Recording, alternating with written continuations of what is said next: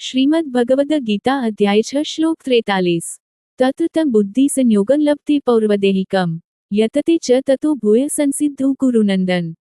હે કુરુપુત્ર, આવો જન્મ પામીને તેઓ તેમના પૂર્વજન્મના જ્ઞાનને પૂર્ણ જાગૃત કરે છે અને યોગમાં સિદ્ધિ પ્રાપ્ત કરવા માટે અધિક કઠિન પરિશ્રમ કરે છે।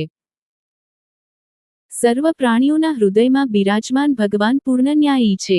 પૂર્વજન્મમાં આપણે જે કંઈ આધ્યાત્મિક પૂજી, વિરક્તિ, જ્ઞાન, ભક્તિ, શ્રદ્ધા, સહિષ્ણુતા, દૃઢ સંકલ્પ વગેરે અર્જિત કરી હોય છે તે સર્વ અંગેનું જ્ઞાન ભગવાનને હોય છે। તેથી ઉચિત સમયે તેઓ આપણને આપણા અતીતના પ્રયાસોનું ફળ પ્રદાન કરે છે અને આપણી અગાઉની સંસિદ્ધિ અનુસાર આપણી આધ્યાત્મિકતામાં આંતરિક રીતે વૃદ્ધિ કરે છે। આ સ્પષ્ટ કરે છે કે કેટલાક લોકો કે જેઓ ભૌતિકતાવાદી મત ધરાવતા હોય છે તેઓ અચાનક શા માટે ગહન રીતે આધ્યાત્મિક થઈ જાય છે? જ્યારે તેઓના આધ્યાત્મિક સંસ્કાર જાગૃત થાય છે ત્યારે તેમની પૂર્વજન્મની સાધનાનો લાભ પ્રાપ્ત કરે છે।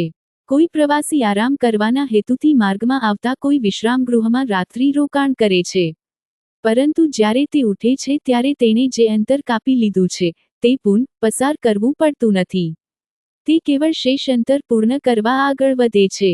સમાનરૂપે નિંદ્રામાંથી જાગૃત થયેલી વ્યક્તિની સમાન પૂર્વજન્મનો યોગી ભગવાનની કૃપાથી અતીતની સંચિત સંપત્તિ પ્રાપ્ત કરે છે અને જ્યાં તેની યાત્રા અધૂરી રહી ગઈ હતી ત્યાંથી તેનો પુનઃ આરંભ કરવા માટે પાત્ર બને છે। તેથી આવા યોગીનું પતન થતું નથી।